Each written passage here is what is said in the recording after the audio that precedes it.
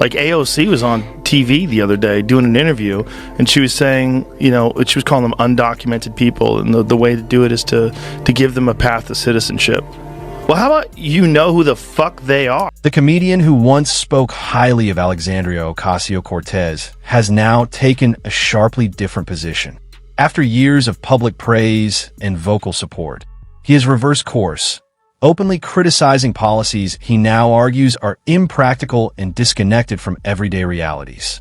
The change has been noticeable and impossible to ignore, that what's striking is how direct the criticism has become. Where there was once defense and admiration, there is now skepticism and concern. He has questioned whether the ideas he previously endorsed can actually work outside of slogans and social media soundbites, arguing that good intentions alone don't translate into effective results.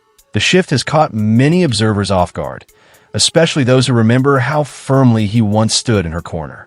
But he insists this change isn't personal.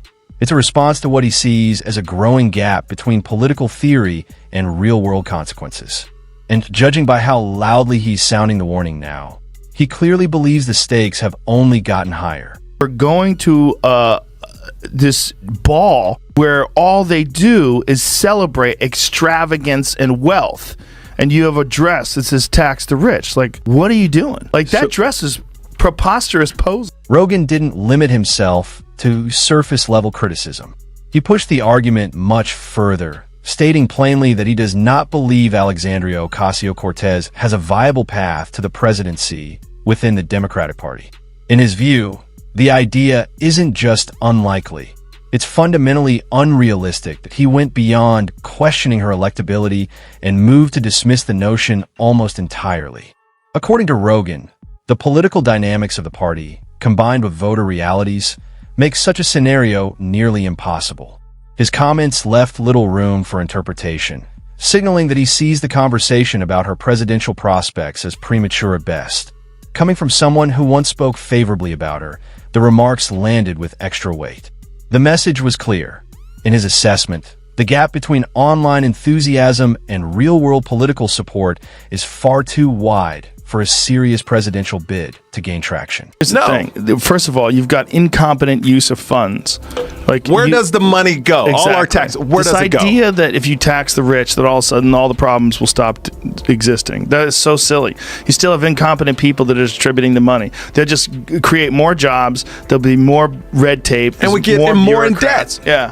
What we got to do is figure out a real plan for engineering our civilization. We're about to break down every key detail and unexpected turn in this story. But before we get into it, take a moment to hit the subscribe button so you don't miss what comes next. This situation is developing quickly, and each update brings new information that changes the picture. Stay with us as we unpack what's unfolding piece by piece.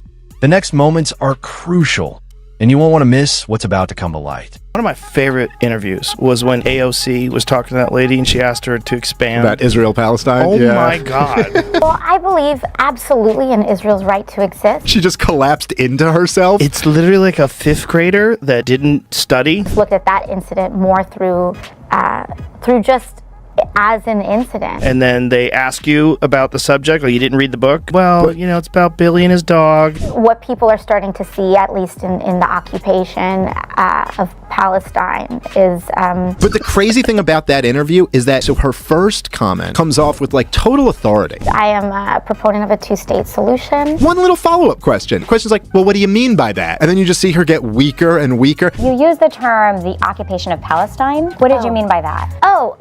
But what do you mean about that? It's like, I don't know what I'm talking about, man. Yeah. And she literally goes, I'm really not the expert. Do you think you can expand on that? I am not the expert at geopolitics on this issue. She just gave... Joe Rogan appears to have reached a clear tipping point when it comes to Alexandria Ocasio-Cortez, and in recent discussions, he hasn't softened his tone. He's been openly challenging what he describes as a pattern of highly progressive ideas paired with solutions that, in his view, don't hold up in the real world. According to Rogan, the gap between theory and practical reality has become impossible to ignore. One issue he repeatedly points to is her opposition to building a border wall, alongside support for policies that would dramatically expand access at the border. Rogan argues that this approach treats border enforcement as an afterthought, creating expectations that simply don't align with how nations actually function. To him, the idea sounds less like policy and more like an idealized vision disconnected from on-the-ground realities. Rogan didn't just dismiss the argument. He questioned how such proposals would work in practice and who would ultimately bear the consequences. In a moment that drew significant attention, he broke down her claims point by point, highlighting what he sees as major flaws. Before we examine his response, though, it's important to hear the policy explained directly. Here's AOC, in her own words, laying out how she envisions her approach to border policy. All parts of the political spectrum, one of the biggest issues that we have when it comes to immigration is the fact that we have an undocumented population. Now, you can fix that by trying to build a wall, or you can fix that by trying to document people and create a path to citizenship.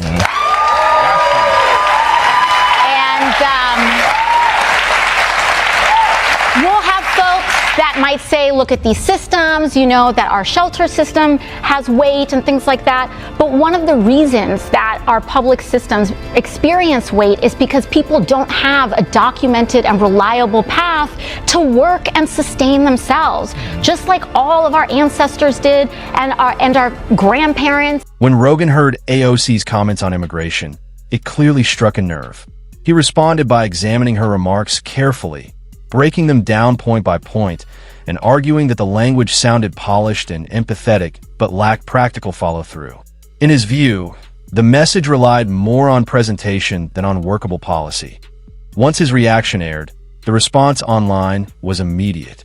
Clips and comments spread quickly, with supporters praising what they saw as a straightforward critique that avoided political spin. Rogan didn't simply disagree. He challenged the substance of the argument and questioned how the ideas would function outside of campaign-style rhetoric. For many listeners, the moment felt like a reality check.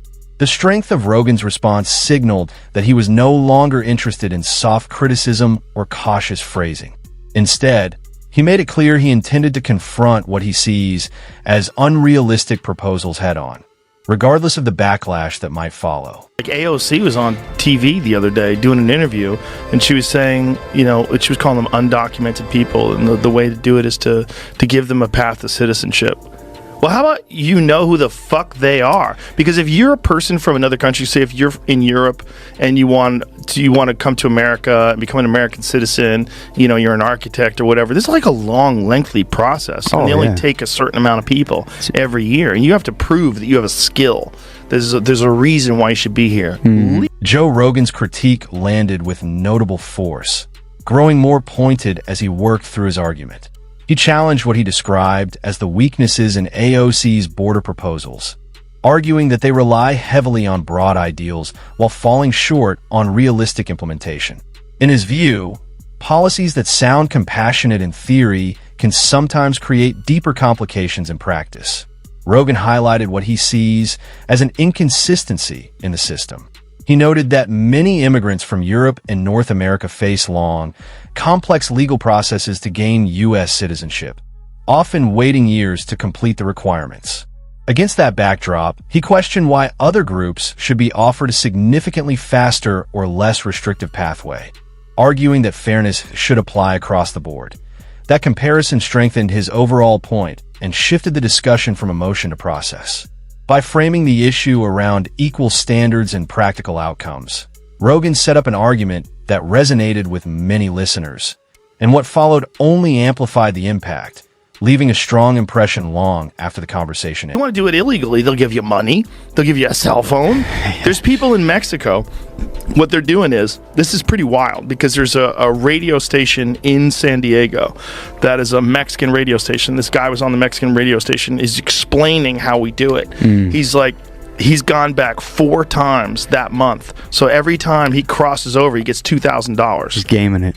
So he's gaming. He made $8,000 in a month from the federal government. This issue, as Rogan framed it, stretches far beyond a single disputed policy proposal. In his view, it reflects a broader system that is being strained and, at times, strategically exploited. While few leaders openly acknowledge it, many Americans are working hard to meet their obligations. paying taxes and following the rules, while loopholes and uneven enforcement continue to fuel public frustration. Rogan argued that presenting these outcomes as purely compassionate policy misses the larger picture.